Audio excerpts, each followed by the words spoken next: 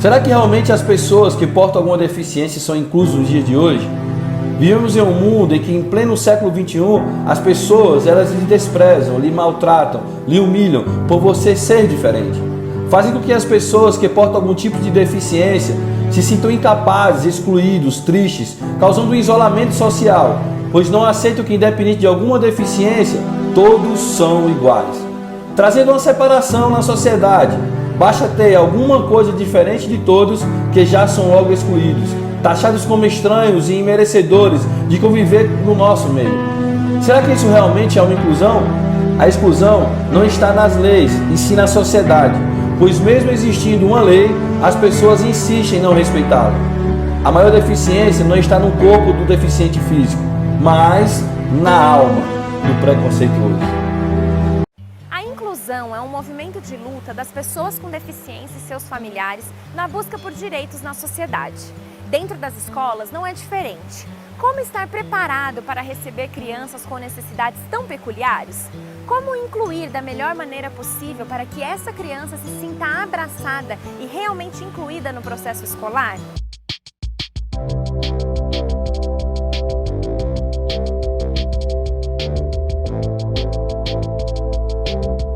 Inclusão é acolher, né? Acolher independente da situação da criança, né? Tanto na questão social como na questão escolar, né? Independente se essa criança ela tem uma condição física adequada ou não, uma condição emocional ou psicológica.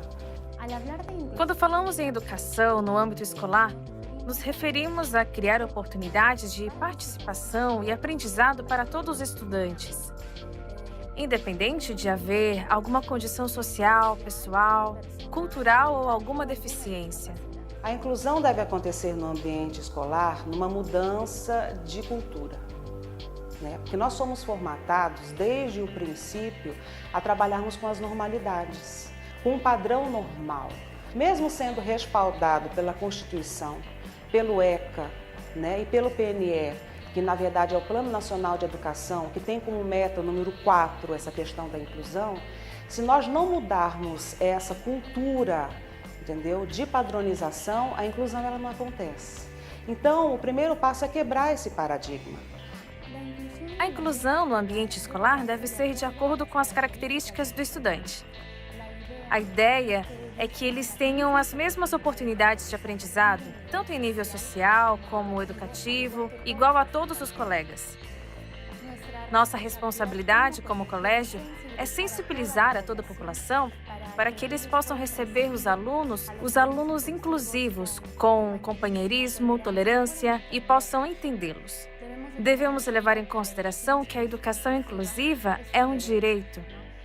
E por isso nós temos que apoiar e respeitar. O projeto pedagógico muitas vezes ele vem de uma forma muito formatada para a parte igualitária. Mas e o diferente, aonde fica? Então, as práticas pedagógicas elas precisam ser revistas, o projeto pedagógico ele precisa ser revisto e assim, com essa sensibilização, a gente começa a trabalhar a questão da inclusão escolar. Uma escola deve se preparar de acordo com a exigência de cada estudante que ingressa.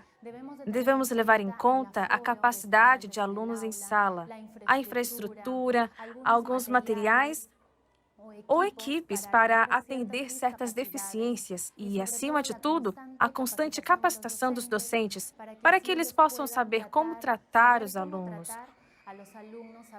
como fazer as adaptações curriculares, que materiais eles precisam para chegar a esses estudantes e cumprir os objetivos de aprendizagem. A pessoa que tem algum tipo de dificuldade, ela precisa se sentir parte, se sentir meio. Né? Por que hoje nós temos tantos problemas com relação ao preconceito, que aí nós geramos o bullying, né? Nós geramos tantas outras questões hoje, tantas atrocidades que têm acontecido. Porque na infância e na adolescência não foi trabalhada essa questão do respeito mútuo, do olhar para o outro como um ser que tem uma história, né? Do olhar para aquela família, talvez, que tenha esse filho necessitando ser incluso dentro da comunidade escolar, como um ser que pode construir a sua história, que tem uma história que já vem ao longo do tempo, né? Então, essa é a importância da gente ter esse olhar inclusivo, receber o diferente e respeitar acima de tudo e, acima de tudo, também crescer. Todos crescem. Aquele que é incluído cresce, aquele que recebe cresce, né? Então, isso é muito importante. A criança com deficiência matriculada numa escola regular leva ao desenvolvimento e amadurecimento de todos à sua volta, pois a escola se une em busca de soluções constantemente. Através do dia a dia de uma escola do Pará e também em um belo colégio de Miraflores, na capital do Peru, vamos ver na prática como a inclusão acontece. A nossa prática de inclusão aqui na Associação Sul do Pará, ela tem sido uma prática voltada primeiramente para o conhecimento dessa criança. Quem é essa criança? Nós temos em todas as nossas escolas, nós temos olhado para essa criança de uma forma diferenciada e temos criado um plano de desenvolvimento individual. Aparentemente isso pode parecer muito fácil, mas não é, porque isso envolve a comunidade inteira. Quando a gente recebe um aluno de inclusão na escola, a gente tem que mobilizar toda a comunidade. Desde aquele que recebe o aluno, o monitor, o tutor para algumas síndromes que nós temos dentro da escola, que é aquela pessoa que está diretamente ligada a este aluno e acompanha o seu desenvolvimento, o professor, independente se ele é regente ou se ele é aulista, né? Então, toda essa mobilidade, juntamente com a família. A família, na verdade, quando vem para a escola, é uma família que está em sofrimento, que busca que a escola acolha essa criança, que entenda essa criança. Então, o que nós temos feito? Nós temos desenvolvido um plano de desenvolvimento individual, o PDI. Ali tem toda a parte histórica desse aluno. O orientador educacional, ele visita essa criança, ela chama essa família para dentro da escola, conversa sobre a vida, o que aconteceu, faz uma anamnese sobre esse aluno. Depois nós reunimos com a parte pedagógica, que é o coordenador pedagógico, juntamente com os professores, e aí nós analisamos, será que esse aluno precisa que a gente mude realmente toda a estrutura curricular? Ou precisa que a gente mude apenas as estratégias para trabalhar com ele? E aí o professor, ele tem buscado esse conhecimento. Não é fácil para o professor receber tantos alunos diferentes. Nós temos aqui casos de algumas salas de aula que nós temos 3, 4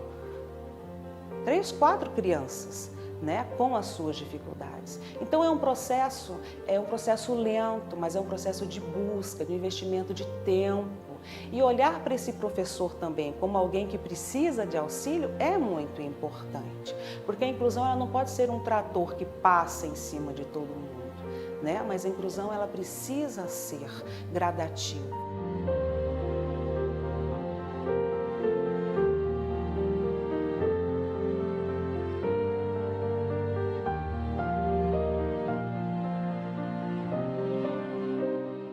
Quando recebemos uma aluna ou aluno inclusivo, definitivamente existem certos desafios. O primeiro desses grandes desafios para nós é a capacitação permanente do professor ou professora que vai ter sob sua responsabilidade uma criança inclusiva. O segundo desafio é o contexto onde a criança vai estar. E para isso, trabalhamos com os estudantes. Há um trabalho prévio sob responsabilidade do Departamento de Psicologia, do Departamento de Capelania, com nossos estudantes. Quando chega essa criança inclusiva à aula, definitivamente ele encontra um ambiente adequado e saudável para que ele possa se desenvolver autonomamente e independentemente. Temos visto, sem dúvida, que nossos estudantes, com os alunos inclusivos, desenvolvem um ambiente com muita fraternidade. A quantidade de casos de bullying com uma criança inclusiva é nula nessa instituição educativa. Eles são vistos como seres humanos, como membros de nossa família. Eles são parte de nossa família, são parte do nosso coração. Os nossos estudantes olham para eles como se eles fossem seus irmãos menores, que os ajudam, que os amam. Acredito que nós somos abençoados. Somos muito abençoados como instituição educativa, como família, de receber alunos inclusivos. Esse trabalho de inclusão acontece tanto no contraturno quanto no horário de aula, dentro da sala e fora da sala. Então, no contraturno, nós trabalhamos com o apoio escolar, o acompanhamento escolar. Então, nesse acompanhamento escolar, nós trazemos os alunos que têm dificuldades e aí reforçamos com eles os conteúdos que eles viram em sala e auxiliamos eles nas dificuldades que eles já têm. Então, por exemplo, eu pego um aluno que tem déficit de atenção, reforço com ele aquele conteúdo que ele viu na aula anterior e faço alguma atividade mais prática com ele para que ele tenha mais atenção. Dentro da sala de aula, a maioria eles fazem as atividades normais e aí em algum período a gente tira eles, leva lá para o espaço e aí nesse espaço a gente vai fazer de maneira mais lúdica com eles. Então todos eles a gente faz dentro, fora e no contraturno também.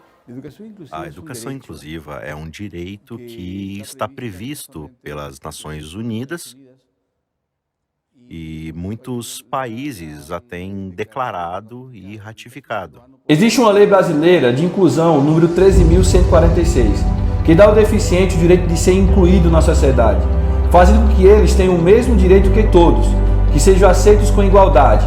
Mas mesmo assim, a inclusão dessas pessoas não depende somente das leis, mas sim de todos nós. Precisamos ter compaixão e consciência de que não há ninguém pior nem diferente. Entendo que é apenas um fator genético que não a torna inferior a ninguém. Inclusão não é ter privilégio de conviver com as diferenças, pois, independente delas, todos somos seres humanos, somos iguais e todos merecem ser incluídos no mundo que vivemos. É tempo de quebrarmos todos os tipos de barreiras, paradigmas, discriminação que existem em nosso meio, trazendo amor, respeito e compreensão para com todos. É tempo de união. Não é lei que vai proteger o portador de deficiência, e sim a consciência. Deficiência não é doença, somos todos iguais.